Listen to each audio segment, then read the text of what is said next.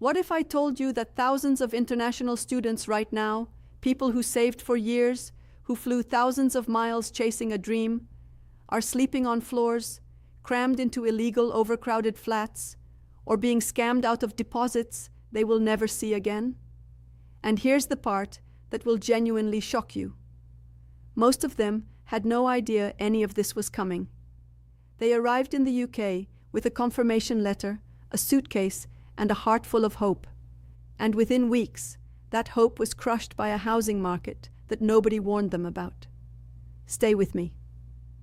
Because in the next few minutes, I'm going to walk you through exactly what is happening with the UK accommodation crisis right now, what the new rent rights actually mean for you, and the specific mistakes international students keep making that cost them thousands of pounds.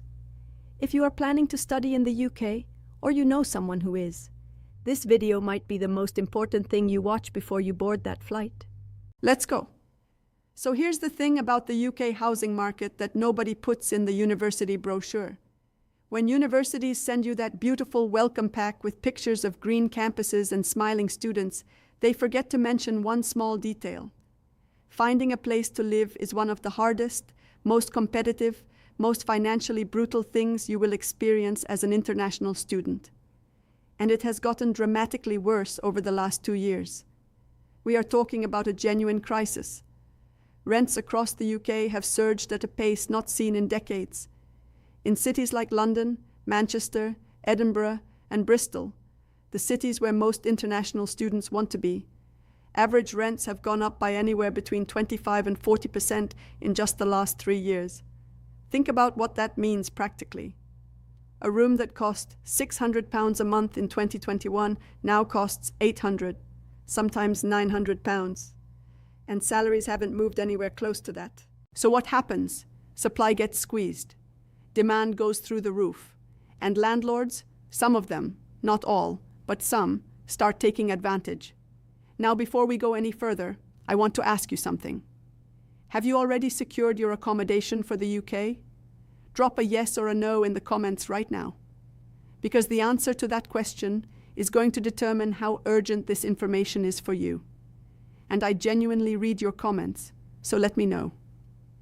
Here is where it gets really interesting. Most international students make their accommodation decisions before they truly understand the UK rental market. And that is completely understandable. You are planning from a different country, often in a different time zone, dealing with visa applications, tuition payments, bank accounts, and 100 other things at once. So accommodation becomes something you rush. You see a listing online, it looks decent, the price seems okay, you send the deposit, done. Right? Wrong. And this is where the nightmare begins for so many people. There are 3 massive traps that international students fall into again and again, and I want to break each one down for you clearly, so you never become a statistic. The first trap is paying a deposit without a proper tenancy agreement.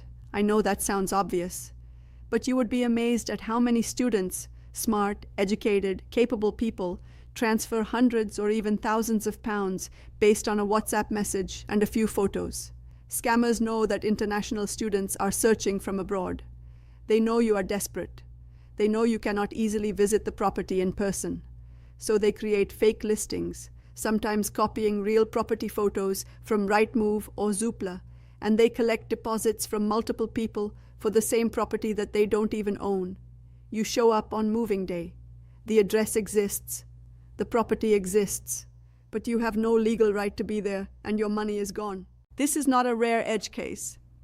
Action Fraud in the UK receives thousands of reports of rental fraud every single year, and students are disproportionately targeted. So rule number 1, and I cannot stress this enough on Nestpath UK, never transfer any money without a signed tenancy agreement, a valid landlord name, and a verified address.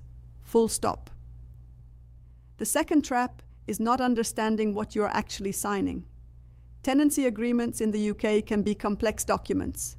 They can include clauses that sound reasonable but are actually illegal, or clauses that heavily favor the landlord in ways that will hurt you later. Things like unreasonable notice periods, arbitrary deduction clauses for the deposit, restrictions on having guests that border on controlling, or hidden fees buried in the small print. And because English might not be your first language, or because you are just overwhelmed and trusting, you sign it without fully understanding what you have agreed to. And this connects directly to the new laws that the UK government has recently introduced, because these laws change everything, and most students don't know they exist yet. Here is what is new and what it means for you. The Renters' Rights Bill. And this is a landmark piece of legislation, brings in some of the most significant changes to tenant protections in England in decades. Let me walk you through the key changes in plain language because this matters enormously. First, Section 21 evictions, what used to be called no-fault evictions, are being abolished. Under the old system, a landlord could give you 2 months' notice to leave without giving any reason at all. Imagine that. You could be a perfect tenant, paying rent on time every month, keeping the place spotless, and one day your landlord decides they want to sell or they want to rent to someone who will pay more, and they can just tell you to leave. No reason required. That is ending. Going forward, landlords will need a valid legal reason to evict you. This is genuinely massive protection, especially for students who sign longer leases. Second, the new rules create a single system of periodic tenancies. What this means in practice is that tenancies will roll on month by month rather than locking you into fixed terms that benefit the landlord more than you. This gives you more flexibility. If your course ends early, if your circumstances change, you are not necessarily trapped paying rent on a flat you no longer need. Third, and this one is huge for students, the ban on rental bidding wars. This was a practice that had become shamefully common in competitive cities. Students, desperate to secure a room, would offer to pay more than the asking rent, sometimes dramatically more, just to beat other applicants. Landlords were encouraging this, sometimes creating artificial scarcity to drive prices up. The new rules make this illegal. A landlord cannot ask for or accept bids above the advertised price. The price is the price. Now here is something I want to be transparent with you about. Laws being passed and laws being enforced are sometimes two different things. Knowing your rights is essential, but you also need to know how to exercise them. And that is something we are going to talk more about on NESPATH UK as this legislation fully rolls out. So make sure you are subscribed, because this is a story we are going to keep following for you. Let's talk about something that doesn't get discussed enough, the mental health cost of the UK accommodation crisis for international students. Because this is not just a financial issue, it is a deeply human one. Imagine this. You have left your family, your friends, your entire support system, everything familiar to you.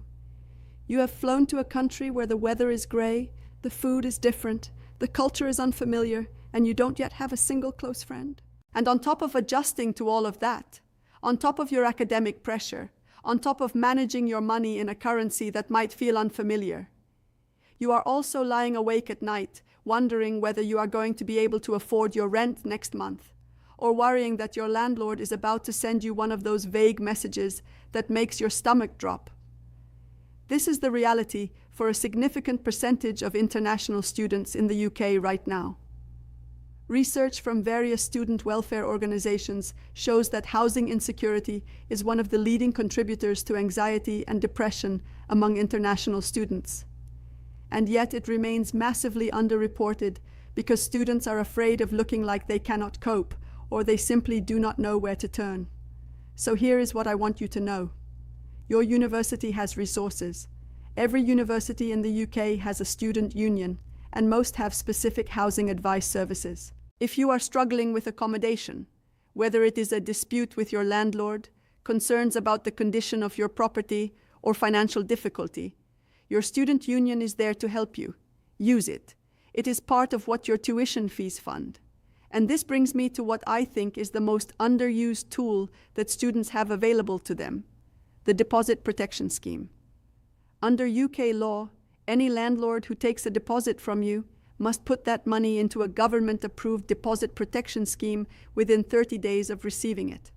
There are 3 main schemes: the Deposit Protection Service, My Deposits, and the Tenancy Deposit Scheme.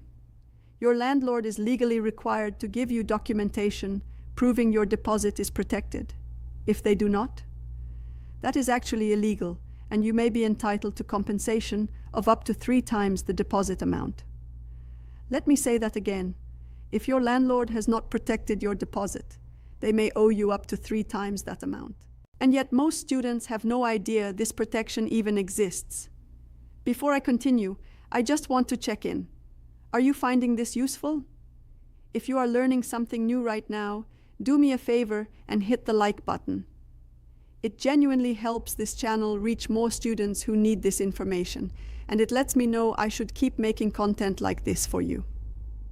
Now let me give you a practical framework, something you can actually use when you are searching for accommodation in the UK. Before you commit to any property, ask yourself these questions. Is the landlord registered?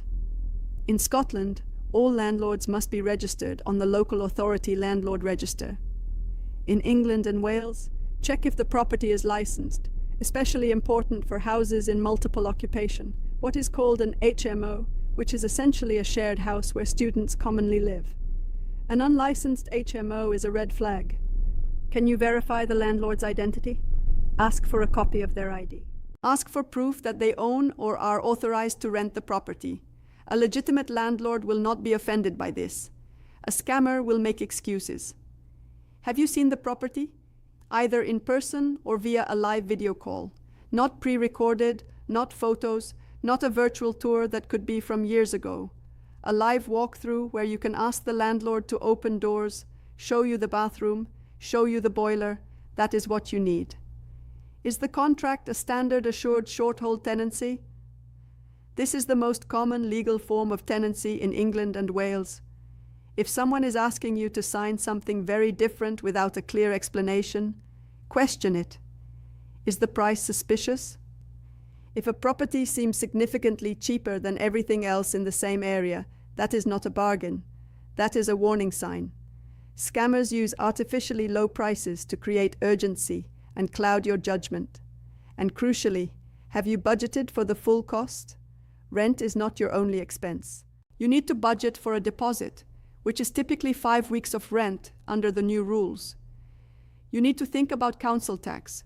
Most full-time students are exempt, but you need to apply for this exemption.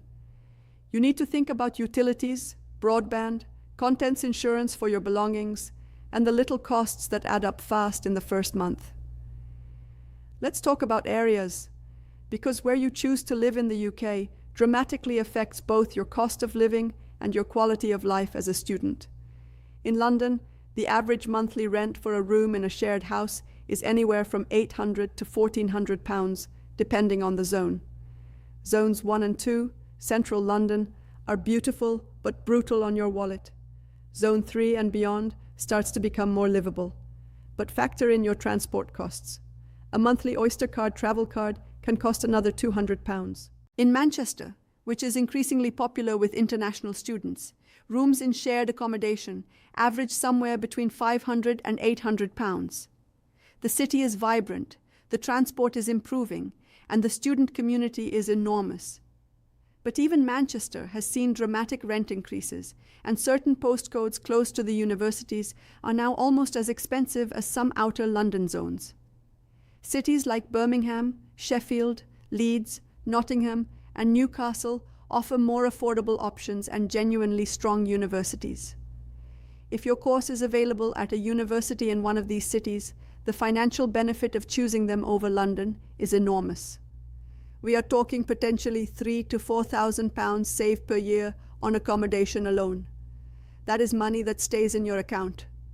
That is money that could fund a trip home, or a course, or simply the peace of mind of not being constantly worried.